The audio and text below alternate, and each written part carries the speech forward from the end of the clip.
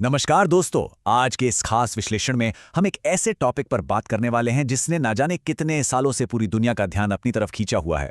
मतलब आपने इसके बारे में इंटरनेट पर ढेरों कहानियां सुनी होंगी, हॉलीवुड की फिल्में देखी होंगी। जी हाँ, हम बात कर रहे हैं एरिया 51 की। आज हमारा मकसद बिल्कुल साफ है, उन बेसिर पैर की बातों और अफवाहों को दरकिनार करना और इस हाई सिक्योरिटी मिलिट्री बेस की असली हकीकत को समझना। तो चलिए सीधे काम की बात पर आते हैं। अब सबसे बड़ा सवाल जो हम सबके दिमाग में घूमता रहता है, आखिर नेवादा के उस सुनसान रेगिस्तान में सरकार ऐसा क्या छिपा रही है? जरा सोचिए, एक इतनी विशाल जगह जो बिल्कुल हमारी आंखों के सामने है, फिर भी दुनिया की सबसे बड़ी मिस्ट्री बनी हुई है। आखिर उस कड़े पहरे के पीछे चल क्या रहा है? बस यही तो हमें आज डिकोड करना है। तो आइए अमेरिका के सबसे गुप्त बेस की जमीनी हकीकत से इस कहानी को शुरू करते हैं। इस जगह के बारे में सबसे हैरान करने वाली बात इसका साइज है। ग्रूम लेक के पास मौजूद ये जगह अब कोई छोटा मोटा एयरफील्ड नहीं रह गई है। आज की तारीख में ये 23 से 25 मील के एक विशाल नेटवर्क में फैल चुकी है। मतलब ये कोई छोटी मोटी जगह नहीं है, ये संघीय भूमि का एक बहुत बड़ा हिस्सा है जिसे आम जनता की नज़रों से कोसों दूर बेहद सीक्रेट मिशंस को अंजाम देने के लिए इस्तेमाल किया जाता है। और अगर आप सोच रहे हैं कि वहां चुपके से जाया जा सकता है, तो जरा रुकिए।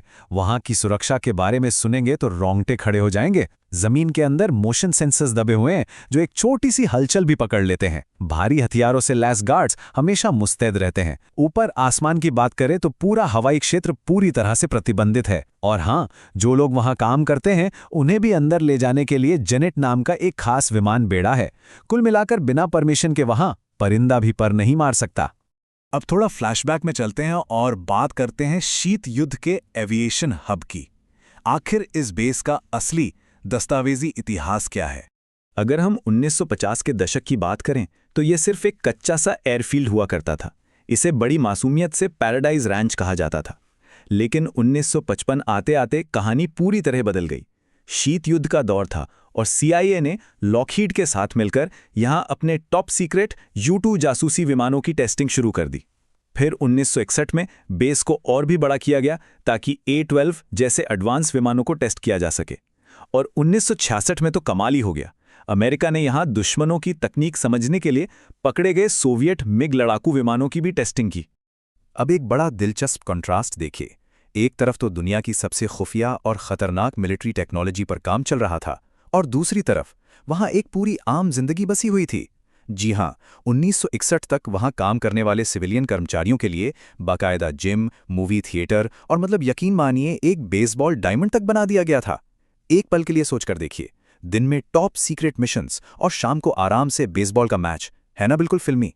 खैर, हर सिक्के के दो पहलू होते हैं।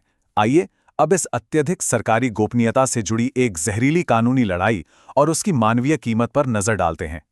साल 1994 में सरकार को एक बहुत ही गंभीर मुकदमे का सामना करना पड़ा। 5 सिविलियन ठेकेदारों और 2 विधवाओं में एक दावा पेश किया। उनका कहना था कि बेस पर कुछ अज्ञात रसायनों को खुले में जलाया गया था, जिसकी वजह से लोग डायऑक्सिन जैसे बेहद खतरनाक केमिकल्स के संपर्क में आ गए।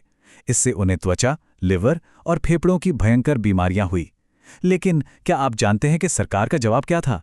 उन्होंने तुरंत स्टेट सीक्रेट्स प्रिविलेज यानी राज्य की गोपनीयता के विशेषाधिकार का कार्ड खेल दिया और अदालत में इस मामले को वहीं का वहीं रुकवा दिया। और इस कहानी का सबसे हैरान करने वाला पहलू यह है कि इस बेस के रहस्यों को छुपाने में राजनीति कभी आड़े नहीं आई। चाहे बिल क्लिंटन हो, बराक ओबामा हो या फिर डोनाल्ड ट्रंप, बिल्कुल अलग अलग राजनीतिक विचारधाराओं वाले इन सभी राष्ट्रपतियों ने एक सुर में काम किया है। इन सब ने हर साल इस जगह की सुरक्षात्मक घोषणा को रिन्यू किया है ताकि एरिया 51 के राज हमेशा राज ही बने रहें। अब देखिए, जब सरकार किसी चीज पर इतना कड़ा पर्दा डालती है तो एक तरह का इन्फॉर्मेशन वैक्यूम बन जाता है, और इसी खालीपन का फायदा उठाकर जन्म होता है एलियंस और पॉप कल्चर की कहानियों का। हुआ कुछ यूं कि 1950 के दशक में लोगों ने आसमान में कुछ ऐसी चमकती हुई चीजें उड़ती देखीं जो किसी भी नॉर्मल प्लेन से कहीं ज्यादा ऊंचाई पर थीं। लोगों ने क्या सोचा, अरे ये तो पक्का UFO या एलियंस है। लेकिन असलियत बहुत ही तार्किक थी। वो चमकती हुई चीजें दरअसल चांदी के रंग के टॉप सीक्रेट U-2 सैन्य विमान थे जो इतनी ऊंचाई पर उड़ रहे थे कि उनमें सूरज की रोशनी रिफ्लेक्ट हो रही थी। एक तरफ लोगों की जंगली कल्पना थी तो दूसरी तरफ सरकार की छुपी हुई हकीकत। लेकिन भाई अफवाहों को तो जैसे पंख लग गए थे। बात सिर्फ विमानों तक नहीं रुकी। शुरुआत हुई सीक्रेट ड्रोन टेक्निक से, फिर मौसम को कंट्रोल करने की बातें होने लगी, फिर लोग टाइम ट्रैवल तक पहुंच गए। अरे रुकिए, कुछ लोगों ने तो जे रॉड नाम के एक एलियन के वायरस की क्लोनिंग तक की थ्योरी कर दी। बॉब लज़र नाम के शख्स ने दावा कर दिया कि वो वहां रिवर्स इंजीनियर्ड एलियन स्पेसक्राफ्ट पर काम कर रहे हैं। और एनी जैकबसन की एक किताब ने तो हद ही कर दी। दावा किया कि वहां म्यूटेंट सोवियत नाजी बौने पायलटों को रखा गया है। मतलब ये सब कितना बेतुका होता चला गया। और जब भी सरकार सामने आके कहती थी कि भाई ऐसा कुछ नहीं है, तो साजिश रचने वालों का वो हमेशा वाला डायलॉग तैयार रहता था, अरे वे तो यही चाहते हैं कि हम ऐसा ही सोचें। मतलब आप समझ रहे हैं, सरकार जितनी बार मना करती, लोगों का शक उतना ही और गहरा हो जाता। उनका हर खंडन अफवाहों की आग में घी डालने का काम कर रहा था। और फिर हॉलीवुड ने सोचा, क्यों ना इस बहती गंगा में हाथ धो लिया जाए। 1990 के दशक तक ब्लॉकबस्टर फिल्मों ने इस जगह को एक किंवदंती बना दिया। इंडिपेंडेंस डे में दिखाया गया कि वहां एक एलियन को बंदी बनाकर रखा गया है। मैन इन ब्लैक ने इसे एक कूल एक्शन एडवेंचर जगह के रूप में पेश किया। और तो और एरिया 51 नाम के वीडियो गेम में तो जेनेटिकली इंजीनियर्ड ज़ॉम्बी सैनिकों की फौज ही खड़ी कर दी गई। अब ऐसे में आम इंसान कंफ्यूज ना हो तो क्या हो। और अब आते हैं कहानी के उस मोड़ पर जिसने पूरी दुनिया का ध्यान खींचा, वायरल स्टॉर्मिंग घटना, जहां इंटरनेट की दुनिया मिलिट्री की कड़क और असल सिक्योरिटी से टकराई।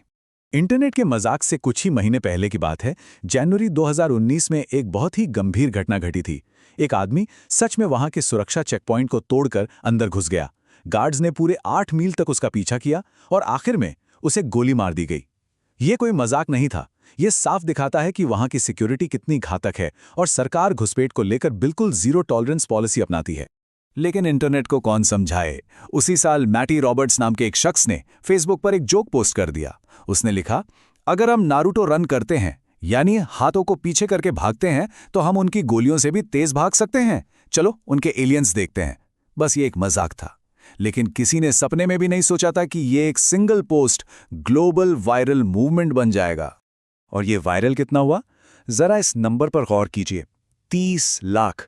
जी हां, 30 लाख लोगों ने ऑनलाइन क्लिक करके बता दिया कि वे इस रेड में शामिल होने आ रहे हैं। एक पल के लिए सोचिए, अगर सच में इतनी बड़ी भीड़ किसी मिलिट्री बेस की तरफ भाग पड़े तो क्या तबाही मचेगी। इस एक इवेंट ने अमेरिकी वायुसेना और आसपास के छोटे शहरों की नींदें उड़ा दी थीं। लेकिन कहते हैं ना, इंटरनेट की दुनिया और असल जिंदगी में जमीन आसमान का फर्क होता है। 19 सितंबर 2019 को जब फाइनली वो दिन आया, तो उन 30 लाख लोगों में से रेगिस्तान में कितने पहुंचे? सिर्फ करीब 1500 लोग। वो डिजिटल दुनिया का जितना बड़ा तूफान था, वो हकीकत में बस एक छोटी सी भीड़ बनकर रह गया। और वो जो गेट तोड़ने का खतरनाक प्लान था ना, वो तो कहीं पीछे ही छूट गया। अंत में ये पूरी घटना एलियन स्टॉक नाम की एक बड़ी सी म्यूजिक पार्टी में बदल गई। लोग अजीब अजीब कॉस्ट्यूम पहनकर आए और खूब एंजॉय किया। हाँ, कुछ लोगों को गिरफ्तार जरूर किया गया, लेकिन वो भी सिर्फ शराब पीकर हंगामा करने की वजह से।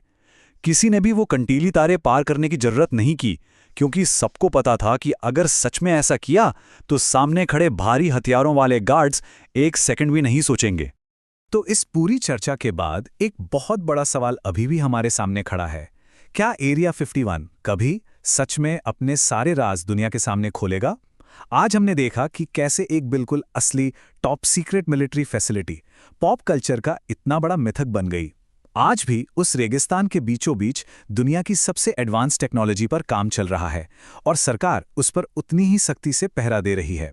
शायद ये रहस्य और ये अफवाहें कभी खत्म ही ना हो। तो आप क्या सोचते हैं? क्या ये सब इतनी सीक्रेसी किसी बहुत बड़े खतरे से बचाने के लिए है, या फिर ये बस एक ध्यान भटकाने का तरीका है? इस बारे में जरूर सोचिएगा। आज के इस विश्लेषण में बस इतना ही। सीखते रहिए और हर चीज के पीछे का सच तलाशते रहिए।